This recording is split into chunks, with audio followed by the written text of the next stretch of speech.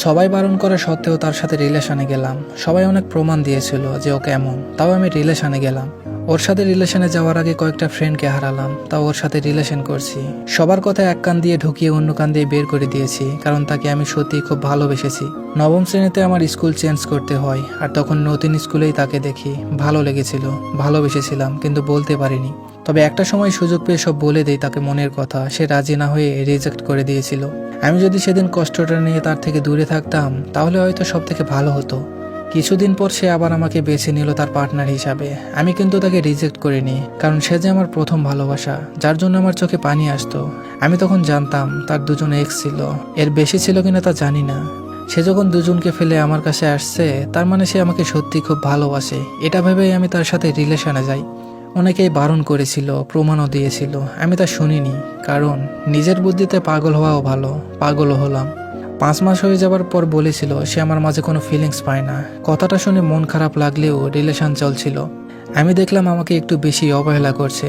তখন তার ফেসবুকের পাসওয়ার্ড চাইলাম, বাট সে দিবে না। ফেসবুকে পাসওয়ার্ড চাওয়ার কারণ, আগের ফেসবুকে প্রচুর পরিমাণ কথা হতো, এখন কমে গেছে।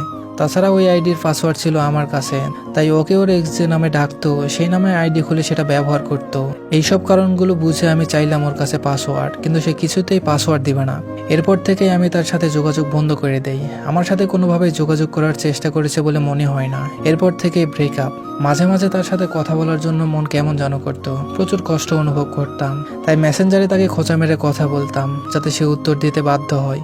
জানি ভালো কথা বললে ইগনোর করতো, তাই ঝগড়া করে হলেও 2-4টা কথা বলে নিজেকে সান্ত্বনা দিতাম।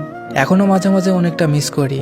সবকিছু ভুলে বলতে ইচ্ছে করে ভালোবাসি। একবার বলেছিলাম SMS করে ভালোবাসি, উত্তরে জানালো ভালো। তারপর তাকে ব্লক করে দিই। আজ 1 বছর 20 দিনের মাথায় জানতে পারলাম সে আমাকে কখনো ভালোই বাসেনি। তাহলে কি প্রতি রাতের প্রেমের গল্পগুলো সব মিথ্যে ছিল? আমার বুকে মাথা রাখার সেই প্রবল ইচ্ছাটা কি মিথ্যে ছিল? সব প্রেমিক প্রেমিকারাই হয়তো বলে তোমাকে ছাড়া বাঁচবো না, এটা তো কমন ডায়লগ। এটা বলাও বাদ রাখেনি, এটাও মিথ্যা ছিল। সেদিন সে তো আমার গালে চুমু খেয়েছিল, এটাও কি মিথ্যে ছিল? সবগুলো মিথ্যে অভিনয় হলে আজ আমি বলবো তুমি সত্যিই খুব বড় মাপের অভিনেতা। সত্যি আমি সত্যিই জানি না মানুষ সারা জীবন সাথে না থাকতে পারলে মিথ্যা স্বপ্ন কেন দেখায়। যারা খুব করে ঠকে গেছেন তাদের উদ্দেশ্যে কিছু কথা বলি। সম্পর্ক ছিন্ন করে কেউ আপনার জীবন থেকে চলে যাওয়ার মানে এটা নয় যে আপনি হেরে গেলেন, বরং আপনি জিতে গেছেন। আর হেরে তো গেছে সেই মানুষটা যে আপনাকে চিনতে পারলো না। আবার আপনি তার কাছে বড় হয়ে থাকলেন, ছোট হয়ে থাকলো তো সে যে চলে গেল। জীবন থেকে কেউ চলে যাওয়ার মানে হলো ভুল মানুষের হাত থেকে বেঁচে যাওয়া, আর একটা ভুল মানুষ চলে যাওয়ার মানে হলো সঠিক মানুষ আসার পথ তৈরি হয়ে যাওয়া। সামান্য ছোট্ট এই লজিকটা যেদিন মেনে নিতে পারবেন, সেদিন থেকেই আপনি ভালো থাকতে শিখে যাবেন। একটা ভুল মানুষের সাথে একটা বিকেল ঘোরা যায়, একবেলা খাওয়া যায়, সবশেষে একটা দিন কোনোভাবে কাটিয়ে দেওয়া যায়। কিন্তু একটা ভুল মানুষের সাথে সারা জীবন কাটানো যায় না, চাইলেও পারবেন না। যে মানুষটা আজ আপনাকে ছেড়ে চলে গেল, তার জন্য আপনার খুশি হওয়ার কথা, কারণ আরো 2 দিন পর চলে গেলে হয়তো আরো বেশি কষ্ট পেতেন। মাঝপথে নৌকা ডুবে যাওয়ার চেয়ে তীরে বসে ডুবে যাওয়াই ভালো। এতে অন্তত আপনার বাঁচার সম্ভাবনা বেশি থাকবে। চারপাশে তাকালে বুঝতে পারবেন এমন অনেক মানুষ আছে যাদের জীবন মাঝপথেই থেমে আছে, যারা সামনেও আগাতে পারছে না, আবার পিছনেও যেতে পারছে না। এদিক থেকে তো আপনার ভাগ্য ভালো, আপনি তাদের দলে নেই। সঠিক সময়ে ভুল মানুষকে চিনে ফেলেছেন। আপনার জীবনে আবারও কেউ আসবে, আজ না হয় কাল, কিন্তু অবশ্যই আসবে। সেদিন আপনি নতুন মানুষকে গল্প শুনিয়ে বলবেন কোনো এক প্রতারক চলে গিয়েছিল বিধায় আমি সঠিক মানুষকে পেয়েছি।